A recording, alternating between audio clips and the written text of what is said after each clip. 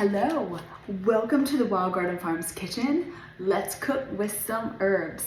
Today we are making a London Fog rosehip latte.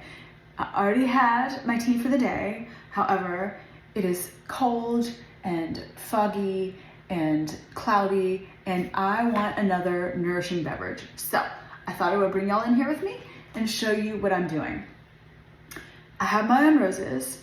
I do not harvest my own rose hips. There were about 10 rose hips on the bush this year, so it was worth it for me to buy rose hips. I get them from Mountain Rose Herbs. When you process the rose hips, if you're doing them fresh, you cut them open. You have to scrape out the seeds and the little hairs because those can be irritating to your throat.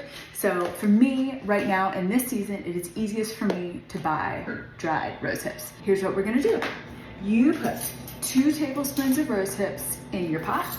I went ahead and warmed up some water to expedite the process.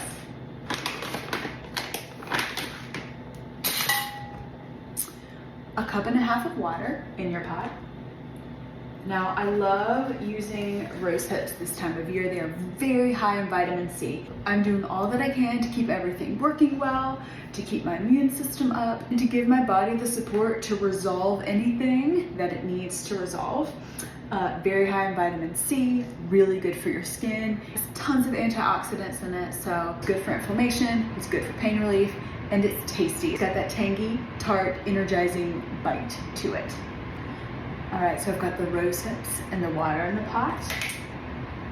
I'm gonna turn it on medium. I'm gonna simmer, and I'm gonna cover it, let it steep for about 10 minutes.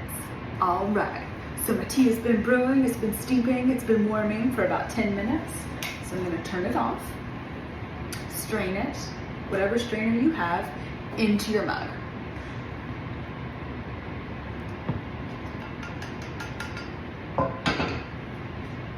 Now, you can make another batch of tea with these rose hips. It won't be as strong or as medicinally powerful, but you can reuse. So I'm gonna go ahead and just add some more water to this pot and just let it sit. Got my rose hip tea in here. Now I'm gonna add my Earl Grey tea bag and let this steep for about 5 minutes. Now we add the rest of the ingredients to make it really, really delicious. All right, so I'm taking the tea bag out. I'm gonna add about half a teaspoon of vanilla extract, or a little bit more. I love vanilla. I'm gonna add about a tablespoon of honey. If you don't do honey, you could do maple syrup. You could do less or more. I just feel like something sweet and treaty this morning. So I'm gonna give that a stir while the rosehip tea is hot and let it all dissolve. You know, the honey has its own medicinal benefits as well. And then I'm gonna add about a 1/4 cup of milk. Whatever milk you choose. You could also do cream for a thicker froth. I've got my coconut milk going this morning.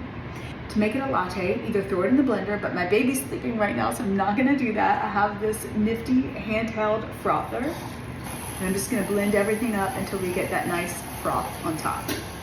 With this drink, I'm getting a little bit of caffeine. I really need a kick this morning. We're getting the antioxidants, the immune boosting properties of the vitamin C, pain relief, skin healing, the list goes on and on and on. A little sweetness from the honey, that creaminess from the vanilla, the tanginess from the rose hips as well, and that nice citrus bergamot flavor from the Earl Grey.